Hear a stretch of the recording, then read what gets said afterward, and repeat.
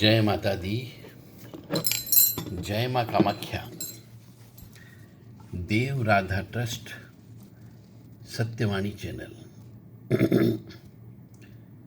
इस कलयुग में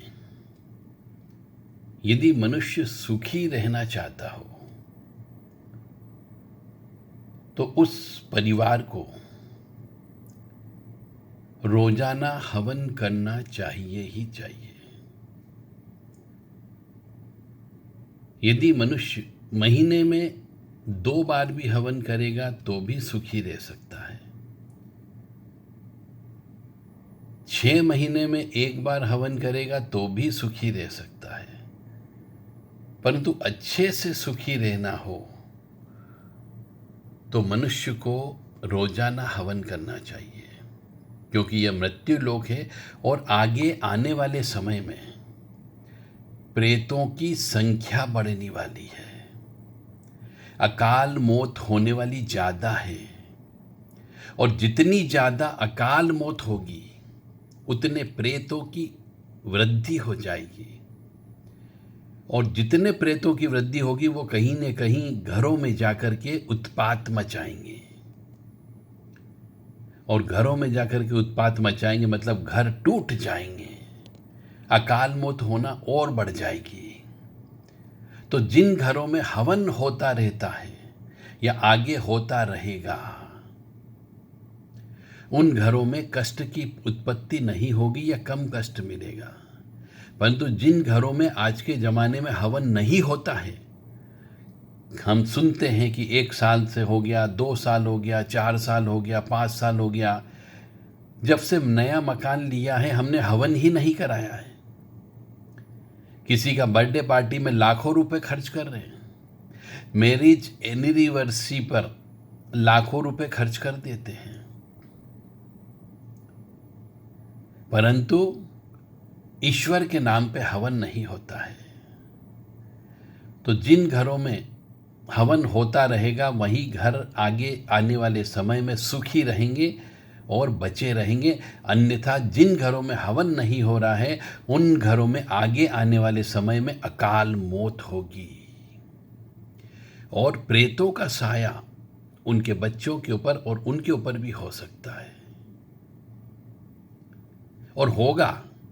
यह हम भविष्यवाणी कर रहे हैं। अभी भी आप देख लो, हर एक घर छोड़ करके हर घर में कोई न कोई कष्ट है। किसी के यहाँ अकाल मौत हो रही तो पितृ दिख रहे हैं, किसी के यहाँ छोटे बच्चे गर्भ में मर रहे हैं, बच्चे पैदा नहीं हो रहे हैं, विवाह नहीं हो रहा है।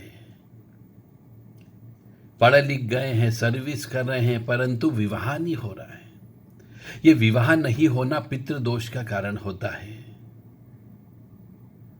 और एक और कारण है, यदि कोई मनुष्य एक तो रोजाना हवन करना प्रारंभ कर ले और अपने घर में मनुष्य यदि घर में रहने वाली स्त्रियां, माँ, बहन, बेटी, बहू, पत्नी, यदि मासिक धर्म से होते हैं और उन मासिक धर्म के नियम का पालन वो करें, उन परंपराओं का पालन करें, उन रीति रिवाज का पालन करें, उन प्रथाओं का पालन करें जो मासिक धर्म यानी कि रजस्वला यानी कि स्त्री की अशुद्धता में पुराने जमाने में जो नियम चलते थे उनका पालन करें, तो ही उन घरों में सुख समृद्धि होगी, अन्यथा नहीं होगी।